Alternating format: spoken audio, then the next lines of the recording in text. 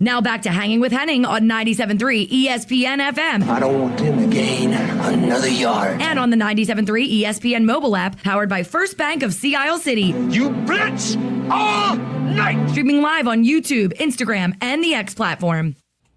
Josh Hennig back here in the Dr. Squatch virtual studios here on 97.3 ESPN. We'll get back to the text board in just a bit, 609-403-0973. Obviously, we are focusing on the countdown to Eagles training camp along with the MLB trade deadline. Let's get it back to the Eagles right now. Rob Maaddi from the Associated Press joins me here on 97.3 ESPN. Of course, he's their senior NFL insider, as well as, of course, host of Faith on the Field, heard Saturday and Sunday mornings on 97.3 ESPN. Rob, welcome in. How you doing today? What's going on, Josh? Happy Saturday, bud. So let's start with this. I asked this question before we hit the break, and I'm going to repurpose for you here. Are the Eagles one of the most disrespected defending Super Bowl champions that you have ever seen? It's a great question. I think they very well could be. When you look at some of the rankings that people do in the offseason and you start with the head coach and the quarterback, I think the defense gets some respect. Jalen Carter gets some. So Zach Bond's getting a little bit of respect. The secondary's getting some respect. But when you look on, and Saquon Barkley and A.J. Brown, but when in totality you talk about a Super Bowl championship team, you start with the quarterback and you start with the head coach. And in this case, sometimes from a national perspective, they're not getting it. And you know what? I think from a local perspective too, Josh, I'm not in Philly and anymore listening on a daily basis or doing radio shows, but sometimes I see some people putting out their polls and doing various things like that. And it looks like they're not getting the respect that a Super Bowl championship team, not only Super Bowl championship, but a team that has been to the playoffs 4 straight years with this quarterback, with this head coach, and went to a Super Bowl 2 years ago and were within a Patrick Mahomes comeback of winning it. So to answer your question, yes, they are disrespected. I'm trying to decipher, though, why. Because, I had Ryan Smith from ESPN. He's a lifelong Eagles fan, but he's a SportsCenter anchor now. And he talked about that he feels like that the disrespect is different for each individual, Rob. He talked about how, Sirianni, it's like he's almost too Philly, whereas Jalen, he's too stoic. And it seems like as time goes on, Rob, I see, for example, you guys have the AP top 5 lists out there over at AP. And, one of the things is that it seems like that a lot of this disrespect, it's almost like it's aesthetics. It's like, it's not that they can't do the job. It's I just don't like how they are doing the job. Is that a fair assessment? It's a pretty fair observation, I think, because unfortunately, Nick Sirianni, no matter, and he won a Super Bowl last year, went to a Super Bowl 2 years ago, but there are going to be critics who look at the way, starting with his awkward opening news conference, some of the issues that they had last year, the collapse before in 2023, and then some of the issues he had early last season, the incident with the fans, and they hold that against him, and he's got the pandering kind of perspective. Some people feel like, he's wearing this and doing that, the fanatic, and it's all Philly. And he's a great head coach, and he's done a phenomenal job in his 4 seasons, and he's top 5 all-time winning percentage in NFL history, yet he's not getting the accolades that go with that resume. That resume, if it weren't Nick Sirianni, if he handled himself a little bit differently, maybe if he handled himself like Andy Reid, or if he handled himself like any other coach who wasn't as – he's outgoing, he'll answer questions, any questions, he'll answer them. He's very talkative in the media, and I think that's earned him some criticism that's unfair. And then when you look at it from Jalen's perspective, he's always had a knock against him. When he came out, he got picked in the 2nd round. The Eagles tried to use him as a gadget guy like Taysom Hill, and then he still, because the numbers aren't pretty, the numbers don't look like Joe Burrow's, The numbers don't look like Josh Allen's, yet he gets the job done. He wins football games. He manages games by not turning the ball over, by making plays with his legs. He's so dangerous as a dual-threat quarterback that it opens up the passing attack. Yes, he has talent around him, and Saquon Barkley obviously helped take this team to a Lombardi trophy. But Jalen's the one controlling that offense, and he's got a phenomenal offensive line, too. It's one of the best, if not the best, in the NFL, and our rankings showed Lane Johnson and Jordan Mailata is 1-2, which I was surprised it came out that way, pleasantly surprised, because I didn't know that Jordan Mailata was never made a Pro Bowl, and sometimes people look at that. They may look at that more than they look at All-Pro, and fortunately he got his just rewards. But despite all of the talent around him, Jalen's got to get the job done.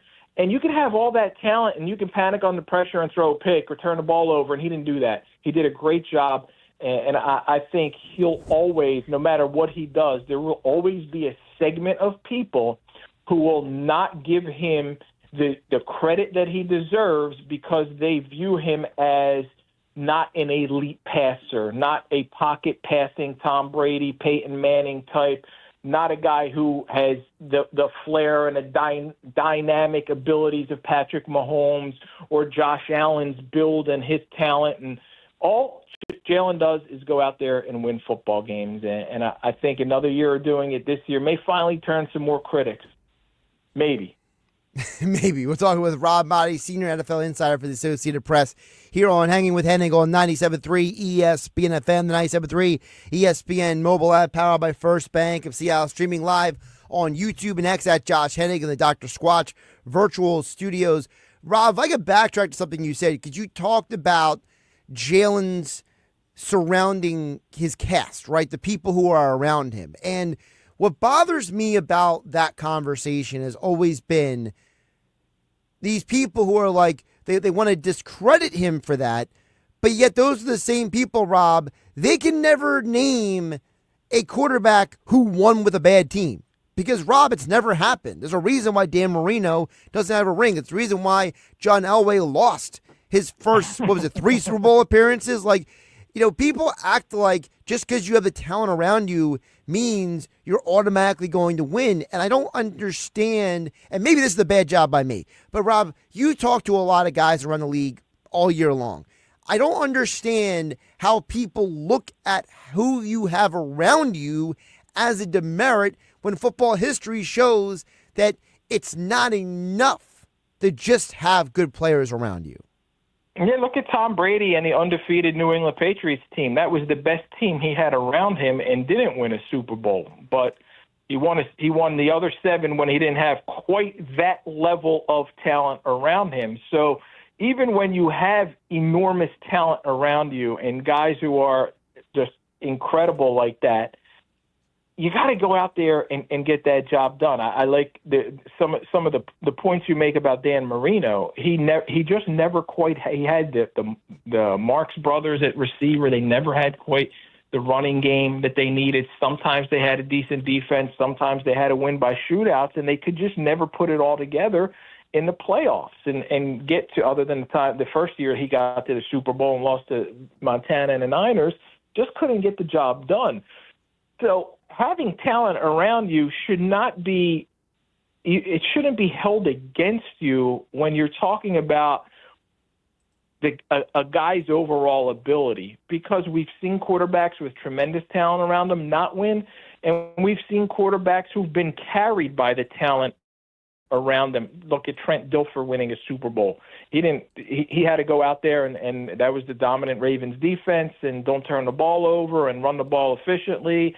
And some of the older teams that were able to win Super Bowls and championships by relying on their defense and a quarterback who just didn't commit too many mistakes. Jalen isn't that guy. Jalen's a guy who goes out there and makes plays. He'll turn a 3rd and 11 into a first down with his legs.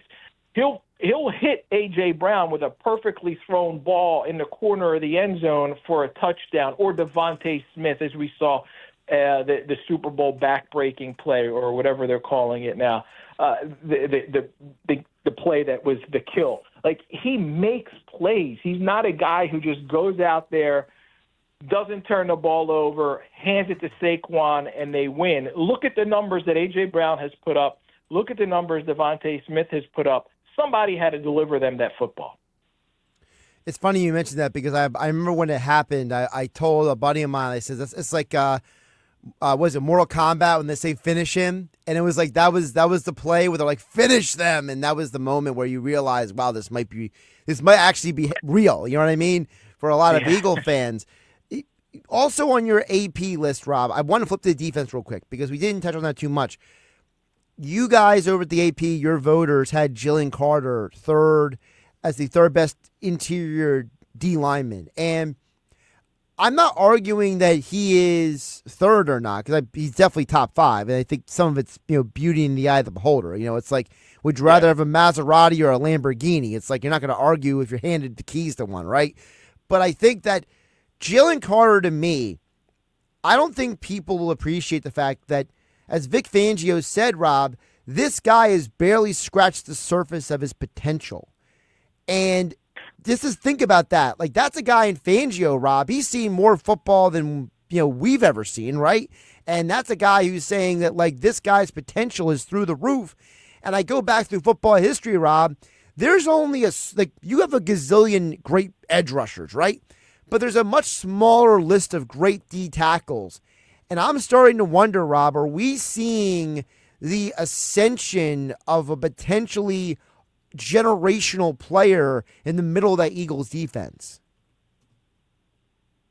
He's got that talent, and he's certainly got that ability. And I think I would certainly agree with Vic Fangio. I would defer to him. Like, this is a guy who still can take his game to another level. I had him fourth. He came out third overall in our top five. But these polls are just, it's like you said, it's everybody's flavor. It's one way or another. But I think Jalen Carter can be. I'm not going to put him in the Reggie White. Like, Reggie White's a Hall of Fame, maybe the greatest of all time. But he's got that game-wrecking ability that he can be ultimately one of the top 3, 4 Eagles defensive players in the history of the franchise, up there with Reggie, up there with B-Dawk, who obviously plays safety, a different position. And he's young enough he's 24 years old. Right. This guy hasn't even hit his prime, his peak yet. He's only going into his second season in Fangio's defensive system.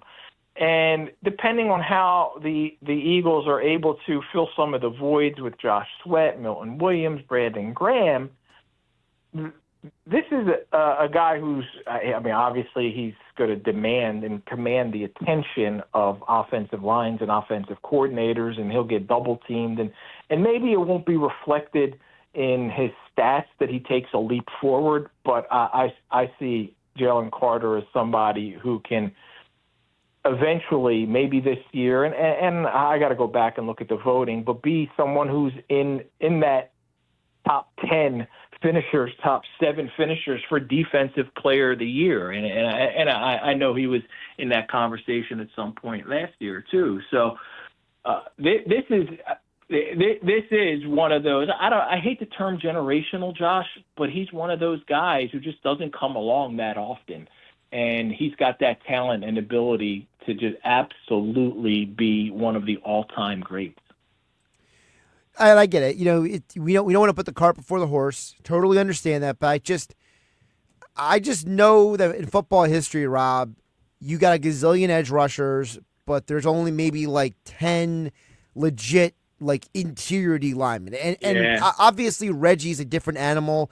I almost take guys like Reggie White and J.J. Watt in a separate category because they played up and down the line. You know what I mean? So it's I remember that one play. I think it was 89 or 90 when Reggie kicked inside. Before there was a NASCAR package with Jim Schwartz, you had Reggie kicking on the inside from the edge.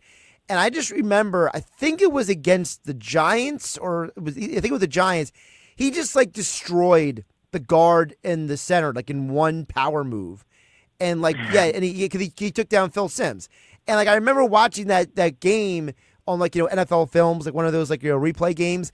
And I just remember thinking like, this man is known as an edge rusher, but then he kicks inside and just completely wrecked two grown men like they were like nothing. So to me, like Reggie, J.J. Watt, they're like a completely different category that like they're never going to be touched. You know what I mean?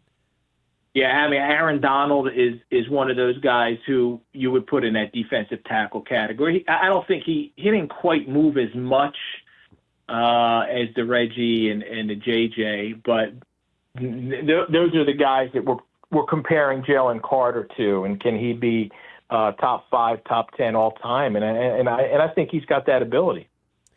Rob Maaddi from the Associated Press, senior NFL insider. Before I let you go, a couple of NFL questions for you. So TJ Watt, JJ's brother, gets that big contract from the Steelers.